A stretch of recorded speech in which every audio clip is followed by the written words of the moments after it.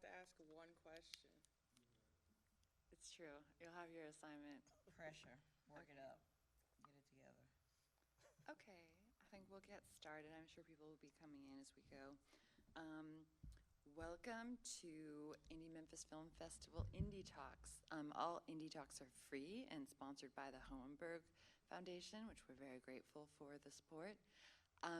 The topic today is on Black speculative fiction on film. And I'll start off this panel by saying that this panel was very much inspired by the woman at the end, Jamey Hatley. Yeah. And her short that played earlier that opened the fest, always Open The Eureka Hotel. So I'll start by introducing Jamey. Jamey Hatley is a Memphian. She's obsessed with stories in ruin at the very edge of being forgotten. Her writing has appeared in the Oxford American, The Account, Long Hidden, Speculative Fiction from the Margins of History, Memphis Noir, Strange Horizons, and elsewhere. She is a prose fellow for the National Endowment for the Arts and a Rona Jaffe Foundation Writers Award winner. She is currently at work on a novel, The Dream Singers, and a short film and feature film based on her story essay, Always Open The Eureka Hotel. She's the member of the Writers Guild of America East. And then in the middle, next to Jamey, is Amir George. Amir is a filmmaker and curator based in Chicago. He's programmer at True False Film Fest and co-founder of Black Radical Imagination with curator Aaron Cristovelli. As an artist, George creates spiritual stories juxtaposing sound and image into an experience of non-linear perception. George's films have screened at institutions and film festivals, including Schoenberg Center for Research in Black Culture, Institute of Contemporary Arts, London, Anthology Film Archives, Glasgow School of Art, Museum of Contemporary Art, Chicago, Ann Arbor Film Festival, Trinidad and Tobago International Film Festival, Black Star Film Festival, Africana Film Festival, and Chicago Underground Film Festival, among others. And then we have Sarah-Tai Black. She is a film programmer, arts curator, and writer from Toronto, Ontario. She is the programmer at Images Festival and is also one of the directors at the Royal Cinema, where she programs Black Gold, a screening series dedicated to Blackness on screen and off. Her writing has been published by numerous outlets, including the Globe and Mail, CinemaScope, and Movie Notebook. She has collaborated with institutions such as TIFF, the Museum of Contemporary Art, and National Gallery of Canada. Let's give a round of applause for our panelists, please.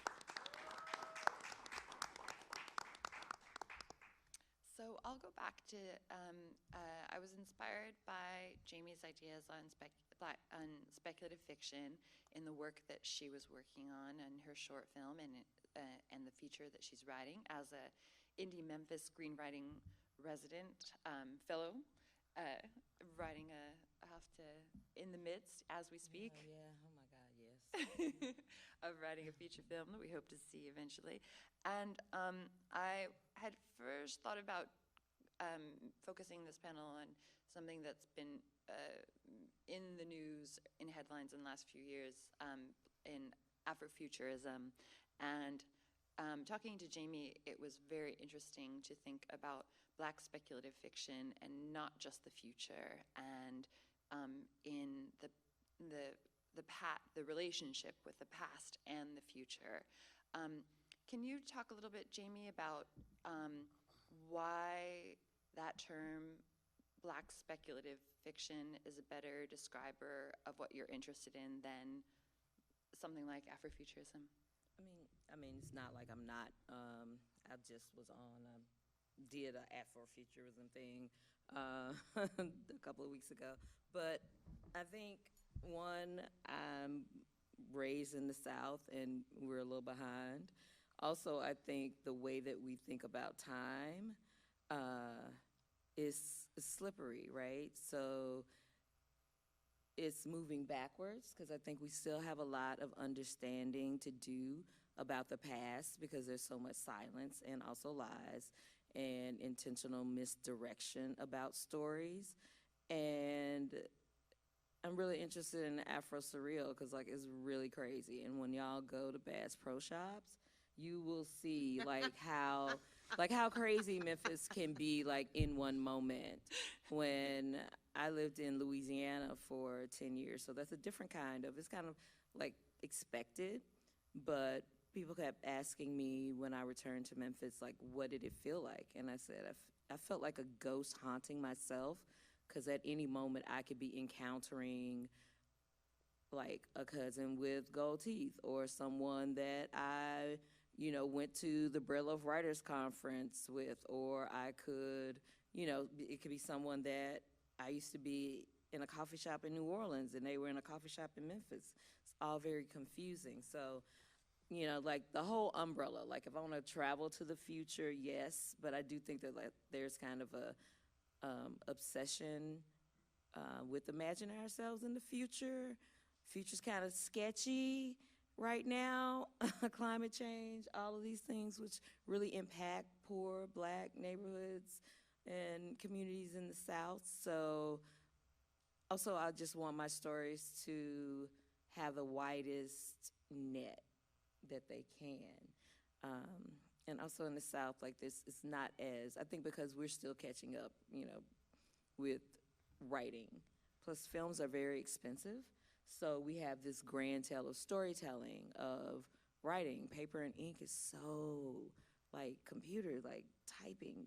Like I thought paper and toner was expensive until I made a film. So I think a lot of the things that I've been thinking about, just come out of necessity, so it's a bit for me to imagine a future yet. And just to clarify for the panel and for the audience, how would you define speculative fiction? I think that's the biggest umbrella. So in my MFA program, I would just be considered a literary writer. I have friends, like I'm going to New Orleans to talk to my friend Daniel Jose Older about his new book. He writes like ghost noir. Cherie Renee Thomas, who's a native of Memphis and lives here, she writes more fantasy. So like speculative fiction is the widest umbrella, and I feel like most speculative people, like fantasy authors, like they feel like I'm like right here on the edge. I thought I was more in the middle, because Daniel was like, oh, Jamey never wrote speculative fiction. And I was like, yes, I did. But it's not, so it's the widest umbrella. So like literary fiction with maybe ghosts and some kinds of magic that that could be explained away, all the way to, elves, fantasy worlds, using, African mythology or folk tales in something where the magic is clear. So, and umbrella. Including sci-fi? Yep, including sci-fi. Okay. And Sarah-Tai, why do you think Black artists in the past and in the present are so drawn to speculative fiction? I mean, can you hear me now?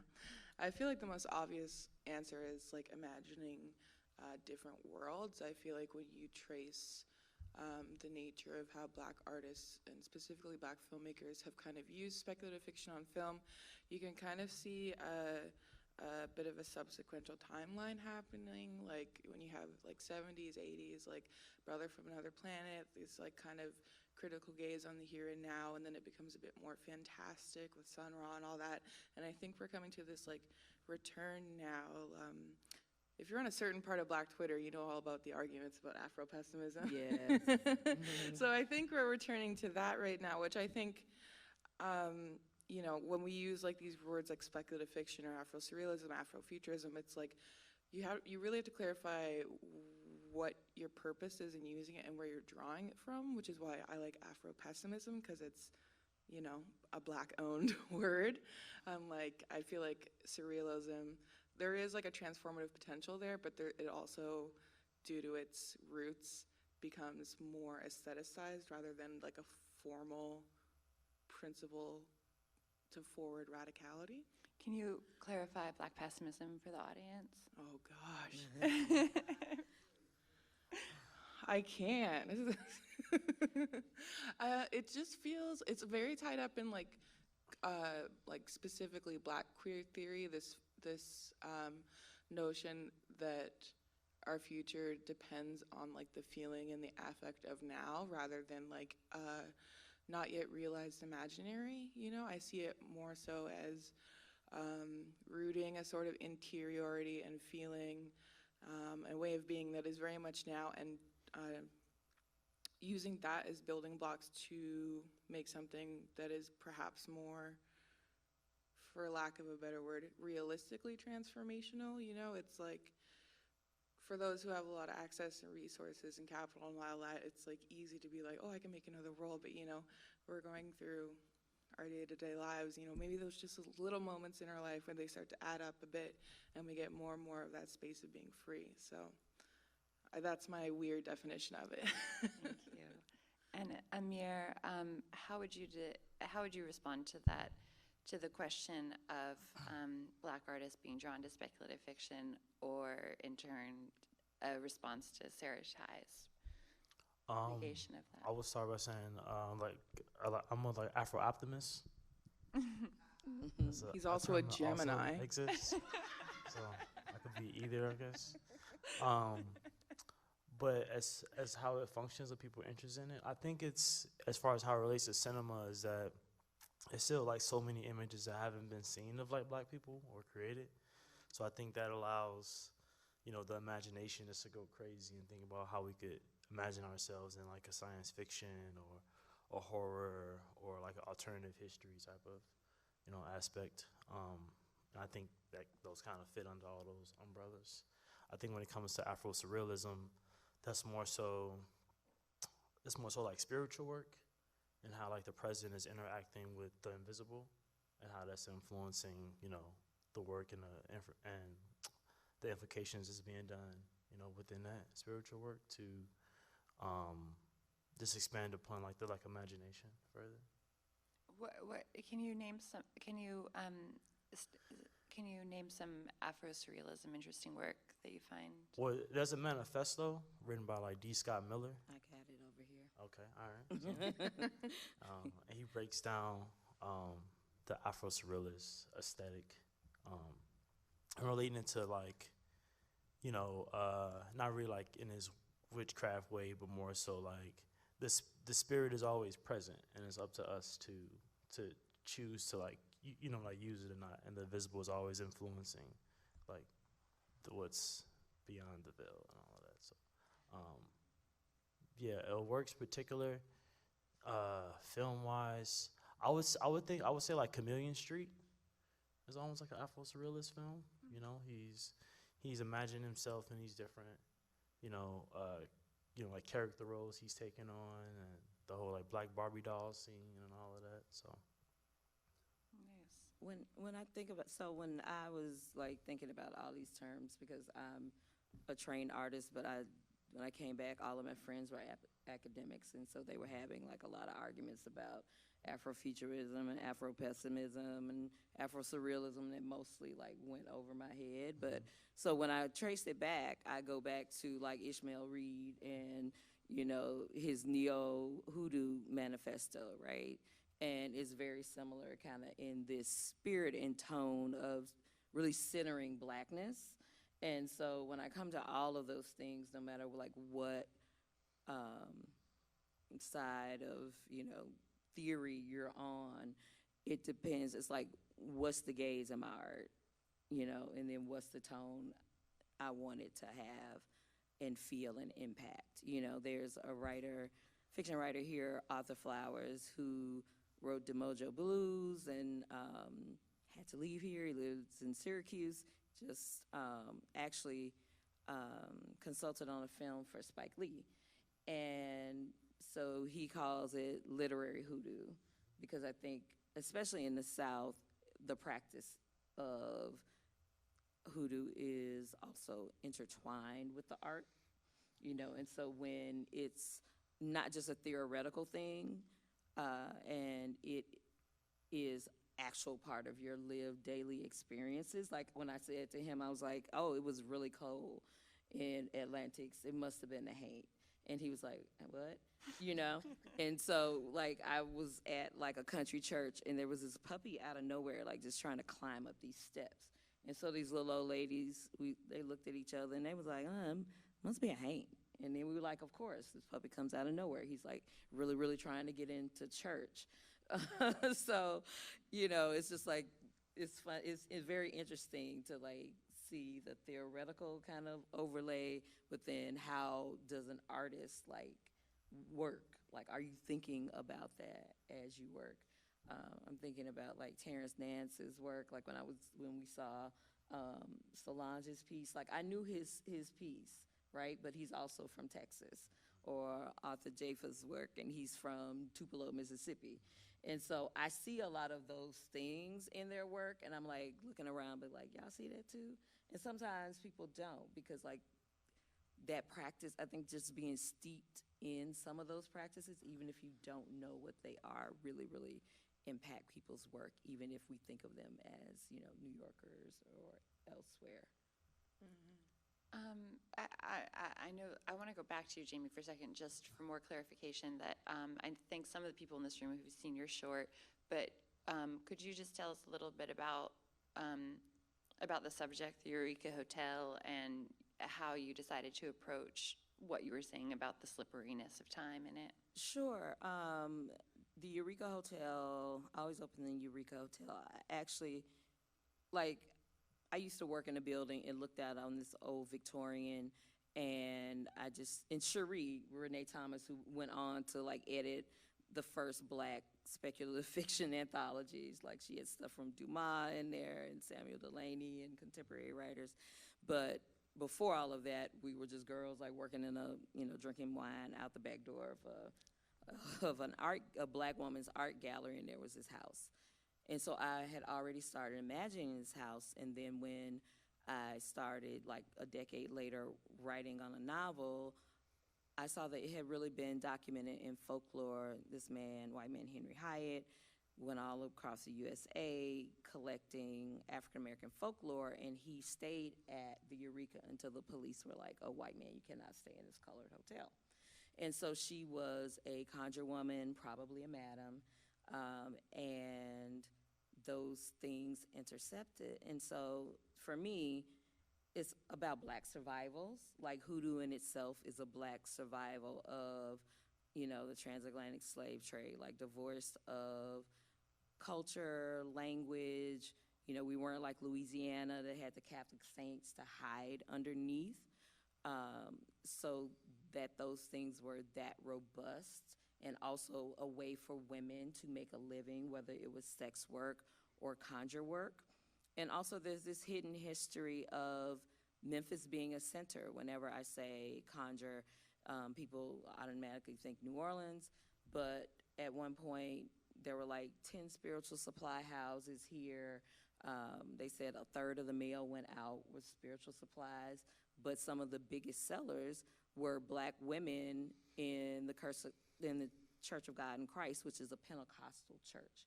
Because during segregation, what else are you gonna do? So you could sell things door to door. So in imagining this short, I was like, who is the most vulnerable person? Because this was a Black hotel, so, you know, they just did, they honored the Green Book at the Civil Rights Museum on the same day that my film was showing. And my hotel was actually in a Memphis Black directory.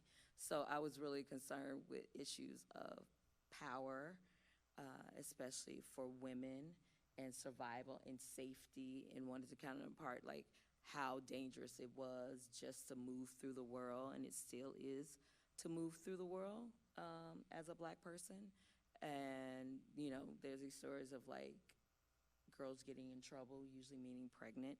My girl is a queer woman, and so they're gonna send her to Chicago, but until she her family runs into the proprietress of this hotel. So in Memphis, you can feel like you're in any time. You can feel like you're in the future. You can feel like you're in the past.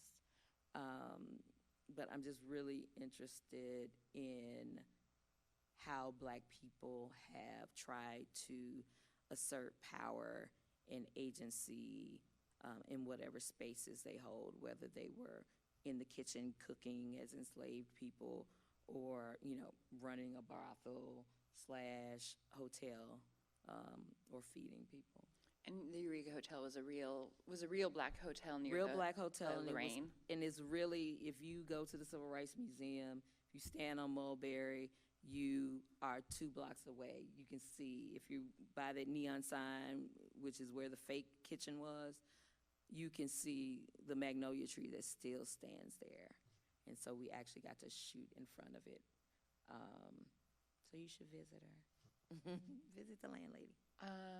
We have, well, in the film, so you talked about how you write literary fiction with ghosts, and that's sort of the edge of the genre.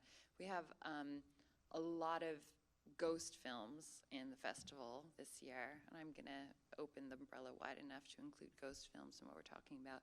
And I personally find ghost films really, very emblematic of film itself. And I can't get enough of ghost films, and I would love to know what you all, do you find a connection between film and ghost films? Like the ones that we think are the most prevalent or most important, or? Any ghost film. Like, for me, all... I won't say like Atlantics. Yeah, exactly. Top ghost film. Exactly. I mean, like, like, I don't want to give it away if you haven't seen it, but it's a ghost movie. No, but just what that does and how the ghosts appear, and like you don't really know, that there are ghosts. You just hear about them, so they come like these like rumors, and the whole thing with the police officer and him, But yeah, I think that's the top one for me. Right? I would agree.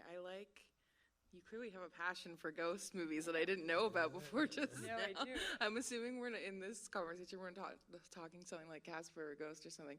But yeah, Atlantics is probably like my favorite movie I saw this year. And also, just before I had seen it most of this year, I was thinking a lot about not so much ghosts, although it's like put a name on it, it's still the same spiritual energy, but like the kind of, without sounding too corny ass, kind of ancestral planes that are intersecting with us right now, and how those are kind of ghosts of our past, of colonialism, that are really going to inflect what our future looks like. And yeah, Atlantics, I really, really love that, because it this isn't a spoiler, but the way it works in ghosts or spirits or like ancestral energies or embodiments, it really is a very decolonial way of narrativizing, because it's not on Western or global North prescriptions of time. It's on a very West African, folkloric, spiritual version of time, where there's many things happening at once, even if we can't see it. So Yeah, I've like saying a ghost story. Ghosts are a part of my life. Like, I think that it's like a thinner veil here in the South, where when things happen, we kind of like, we have a bigger birth of what's like real and what's fantasy. And what I really loved about Atlantics is the ghost in that got justice. So whereas the actual people probably never will have justice in that way. And I think in ghosts in stories are very, they want something, you want all of your characters to want something. And especially when we're dealing with ghosts that are, people of color, we have a lot of scores that are never settled. Now, it depends on who's making the film, right? So if there is a white gaze, often that ghost, I'm thinking of like Skeleton Key or whatever, and they just want to be in these white blonde bodies or whatever. But I think that ghosts have an opportunity or supernatural elements have a way of addressing concerns that we don't get to necessarily have justice in this plane, right? So they get to speak in a certain way. Someone said, I don't remember the person who said it, it's like in like a little note thing I had in my notebook, but it says like a ghost can be grief gone awry, you know, and I think ghosts also in film, in stories, get to have emotions that we are denied. They get to be rageful, you know, they get to be mischievous, they get to be selfish. And so I mean, I love ghost stories too, because, you know, they can enact all of these emotions that people of color are not only denied, but often punished for.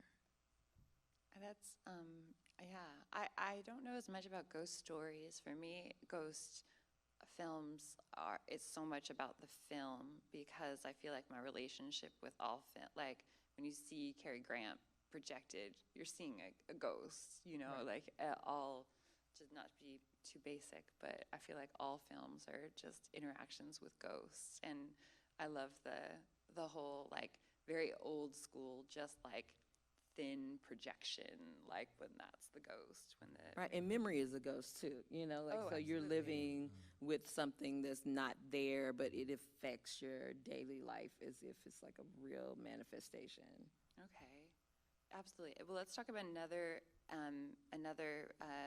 land in the speculative fiction world of another film that played here, Suicide by Sunlight. Did anyone see that? Yes. Yeah, a couple. It's a film about vampires, day-walking suicidal vampires, and they're black vampires, so they're somewhat protected by their melanin from the sun, more so than other vampires. And the filmmaker was here. She's no longer here, but she mentioned her influence of Octavia Butler. Has there ever been an Octavia Butler adaptation? Has there? I think there's one happening. Yeah. Well, there's always rumors of one happening. And why hasn't there been one yet? Well, you know. I do know. We all chuckle, but we're crying inside. And screaming. Any thoughts on Octavia Butler? I mean, she's a genius. I mean, she's a genius, and I wish I would have been able to study with her. Cherie actually studied with her at Clarion West, which was a big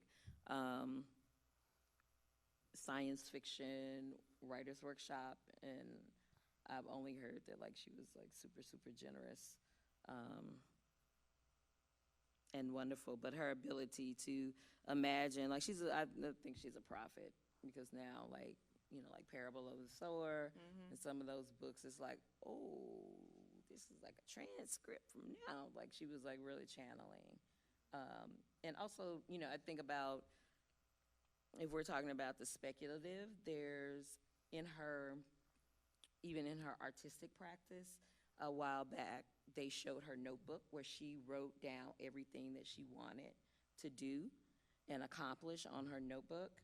And I inspired by that. Like, I had a notebook that I touched, and so I glued down like the logos of the things that I wanted to get in. So every time I picked up the notebook, I would have it, and I got into all of those things. So, you know, I think that, you know, people who, especially like Octavia Butler, those kinds of things, we think of them as like a theory or a practice, but it's like actual parts of some writer's practice. Not everybody's, but some.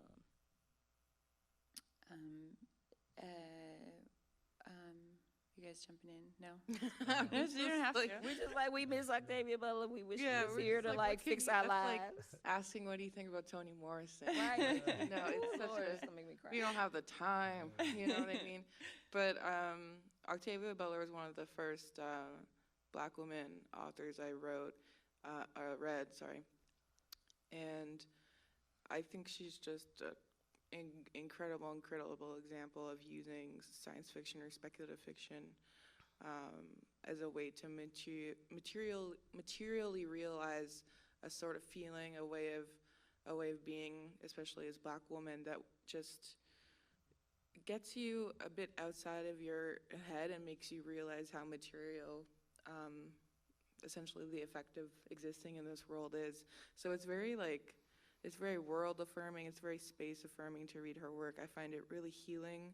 Not that it's not healing to read like non-genre work, but the way in which Black healing and Black queered woman's healing is worked into those not confines, but boundaries. I don't know, it makes every other sci-fi look just, what's the point? You know what I mean? I feel that. I'm not really a sci-fi head, but my experience with Octavia Butler is just completely different. I used to be a little cyber goth, and I was like, this is all gone. Only Octavia from now on. I'm learning something about you, too. I didn't know. Yeah, and we started talking about Nikki Atu's film, Suicide by Sunlight, and so, so when we talked about like the umbrella of speculative fiction, so of course vampires, there's blood, right? But in a lot of cultures too, like blood is used.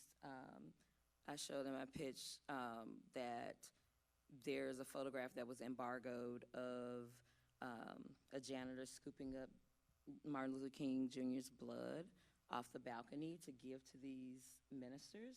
So like there's this thing of power in blood, and I think that's like a rich metaphor of ancestry and history. So whether it's Black daywalking vampires being protected by our melanin when we're usually not, and that was so beautiful, like seeing the melanin kind of like change over time, but also the power in it too. Because I think Nikki Atu's character was both tender and then also like got to experience that kind of rage. And so it's like, what is a monster? One of my mentors is Victor Laval, who like you should all read his work, and I think they're adapting something of his for film. But there's this conversation of like, what is a monster? And for people and human beings, having been made monsters in film, like that's like the first film.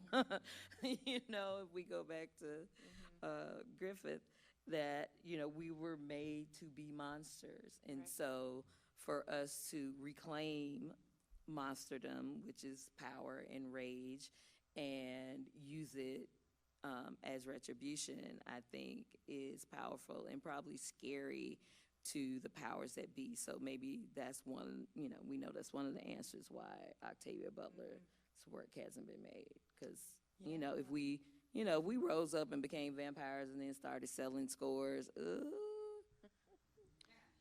That's really fascinating about the monster and the history of the monster and Black people as monsters in cinema. It also makes me think of early cinema history and like the idea of the spook and of a different kind of ghost story, and the image that I always have in my mind of like the very wide-eyed, dark skin, and all of the stereotypes of especially these early 30s movies, or the 30s movies in general, of like that Black people would be first scared by the ghost and run off and these sort of things. And it was so kind of interesting and still a little bit unnerving for me to see Jordan Peele use that imagery and Get Out. And I don't know quite how I feel about that still. Yeah, I have thoughts about that, because they take over these Black bodies, but have none of the burden of living in a Black body. And I was trying to think about that when I was watching the horror noir documentary, because they want the power and they get it, but I was like, is it because they stay in this little suburban enclave? Because if they go out into the world, they're still presenting as Black. They have none of the usual privilege. So I don't know, I'm still thinking about that too. Like the grandparents becoming servants and that sort of thing, right? Staying with them. Yeah, or just like any of the white men who assume these black strong bodies, if you go out into the city, you're still gonna get stopped by the police. So is it the safety of this suburban enclave that they live in, and so now they've made a prison of it? I don't know. I've been thinking about that. My feeling is Get Out is a good movie about whiteness more than about blackness. Like, he was really influenced by the Stepford Wives, which I think is also a really good movie about whiteness. So I'm going to say, as a fellow biracial, he's making a movie about his whiteness, even more so than his blackness and that. Yeah. Any thoughts on Get Out, Amir? You were speaking of like when he's in a sunken place. Yeah, just like the poster imagery is like that poster imagery of like the wide-eyed, bug-eyed, like dark skin, like thing. Like, to me, it was too connected to these like 30s movies of like the black spook, like being spooked by ghosts. It was like, I didn't find it was playing with that imagery enough, or that people knew it enough to be playing with it. I don't know. It just. Well, that's the whole thing about the whole movie. What? You Tell know? me. Like, if you're not outside of black audiences, they're kind of like, did you really see it though? You know what I mean? There's so many, and I feel like that includes the marketing where it's just not, it's not explained literally for certain audiences. And I agree with you. It is about a film about whiteness, like the affect of whiteness on blackness. It's not necessarily about the autonomy of being black, but yeah, it's I feel like because he was the first to do it in so many ways, he cherry-picked from so many things that we recognize, and there was a, like, I don't want to say lack of depth, but just like there's just so many ideas going on, which I appreciate, and it's kind of like a stepstone from like where can we go from there in terms of that specific way of storytelling in genre.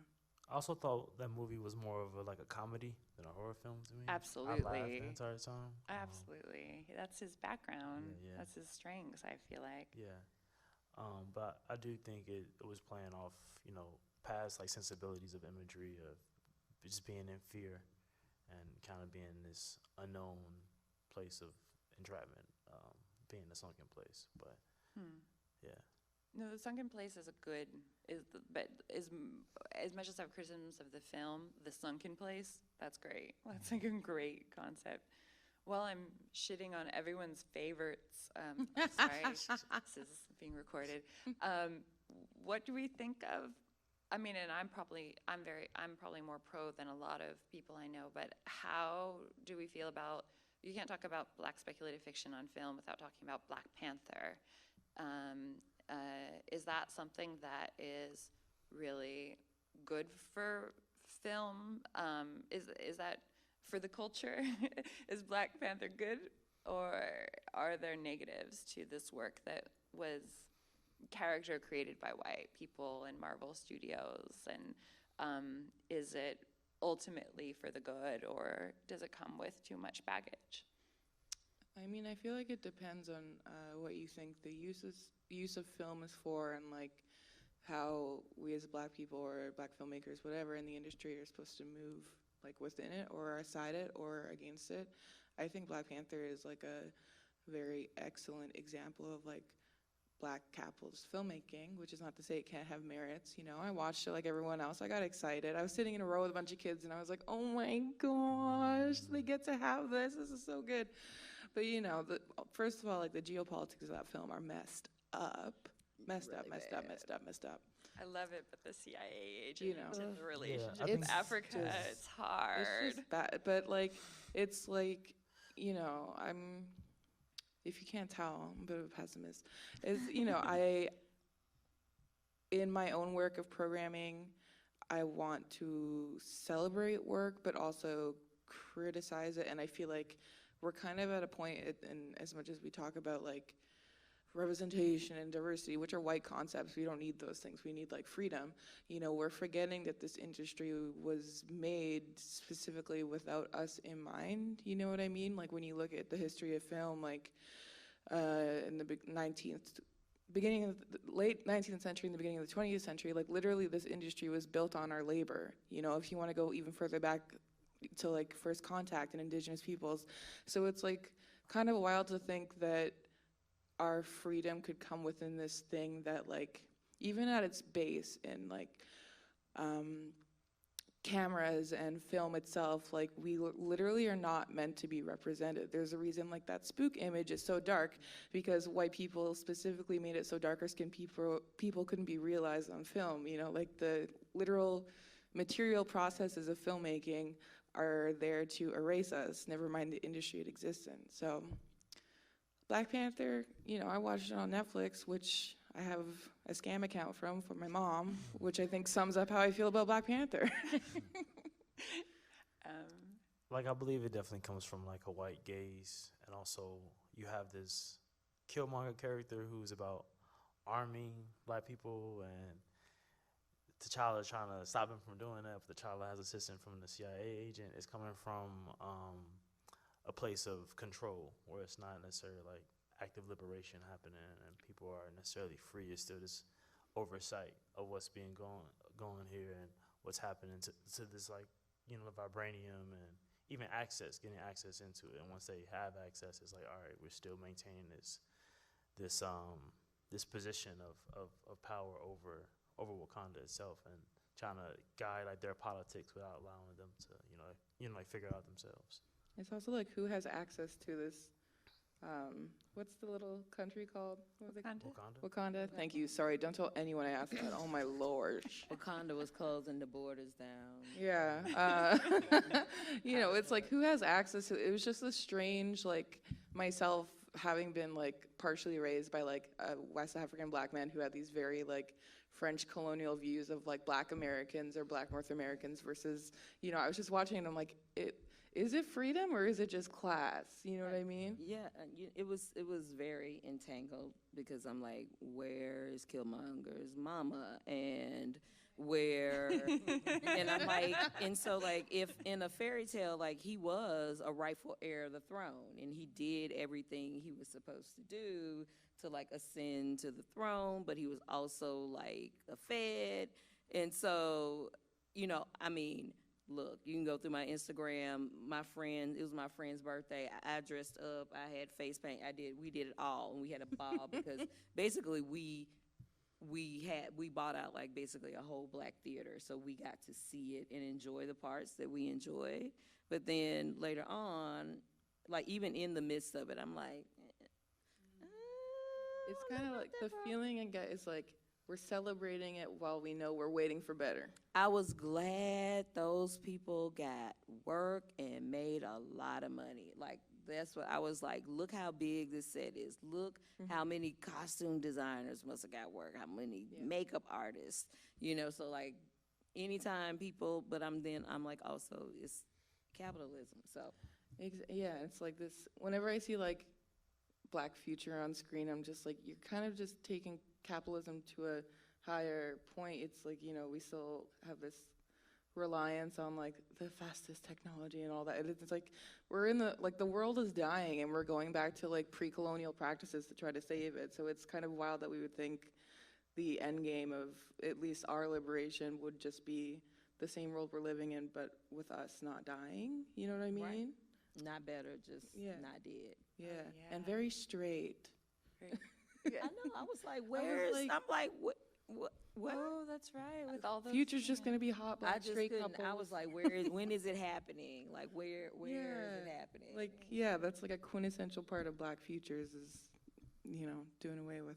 I mean, it was a whole woman army and wasn't no. We all know. We all know some secrets. And then I was also